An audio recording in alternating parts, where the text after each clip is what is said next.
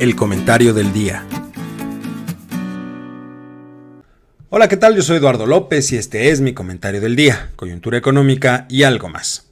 Menor pobreza, 2 de 2. Decía el gran McCraff, no todo se resuelve a billetazos, a veces se requiere empatía y sentido común. La semana pasada hablé de manera muy general sobre los resultados publicados por el Coneval respecto de los niveles de pobreza en nuestro país. De acuerdo con esa información, pasamos de 51.9 millones de personas en nivel de pobreza en 2018 a 46.8 millones de personas en 2022, lo que significa una reducción de 5.1 millones de personas. Pero, en lo relacionado con la pobreza extrema, se tuvo un mal resultado, dado que pasamos de 8.7 millones de personas en 2018 a 9.1 en 2022. Esto es, un incremento de 0.1 puntos porcentuales. Sin embargo, no podemos quedarnos a nivel general. Vale la pena analizarlo un poco más a fondo. De acuerdo con la medición que utiliza el Coneval, existen 6 indicadores de carencia social. Vale la pena analizar cómo estamos al respecto.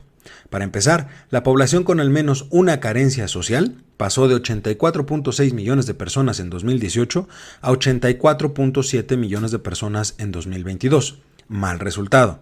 Por otro lado, la población con al menos 3 carencias sociales creció de 25 millones en 2018 a 32.1 millones de personas en 2022. Estos incrementos se ven reflejados en el rubro de población vulnerable por carencias sociales, donde pasamos de 32.7 millones de personas en 2018 a 37.9 millones de personas en 2022. Y, aun cuando la población vulnerable por ingreso tuvo una disminución de 2018 a 2022, pasando de 9.9 millones a 9.3 millones, no significa que el bienestar económico de las personas sea mayor, dado que, en rubros como por ejemplo carencia por acceso a los servicios de salud, pasamos de 20.1 millones de personas en 2018 a prácticamente la mitad de la población en 2022, con 50.4 millones de personas. Simplificando los datos anteriores, si bien existe una menor cantidad de personas en situación de pobreza multimodal, también es cierto que existe un incremento en el nivel de carencias sociales de la población, siendo la más preocupante la relacionada con los servicios de salud, seguida por el rezago educativo. Ambas serán sin duda uno de los principales retos para las siguientes administraciones. Asimismo, existe otra variable de análisis que consiste en entender los factores claves que nos llevaron a estos resultados, que son los incrementos realizados al salario mínimo, las remesas y los programas sociales. Respecto de estos 3 puntos, hay que considerar, primero, que para poder mantener un incremento constante en el salario mínimo a lo largo del tiempo, es necesario impulsar a la base productiva. No se puede encarecer el costo del capital humano si no se genera un mayor ingreso que le permita afrontar ese aumento. No hacerlo provocaría un incentivo negativo para reducir la producción y, por lo tanto, generar desempleo. Segundo, con respecto a las remesas, hay que considerar que es una situación completamente fuera del control de nuestro país. Esto es, una desaceleración del envío de esos recursos impactaría en el corto y mediano plazo sobre los niveles de pobreza.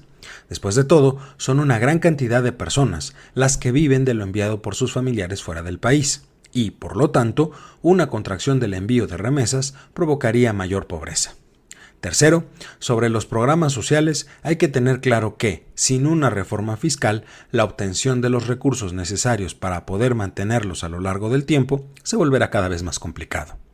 En conclusión, aun cuando el gobierno del hijo predilecto de Macuspana festeje la disminución de la pobreza multimodal, no se puede ocultar que en los últimos años han crecido las carencias sociales, pero tal parece que él sigue creyendo que basta con regalar dinero. Yo soy Eduardo López y este fue mi comentario del día, coyuntura económica y algo más. Menor pobreza, 2 de 2.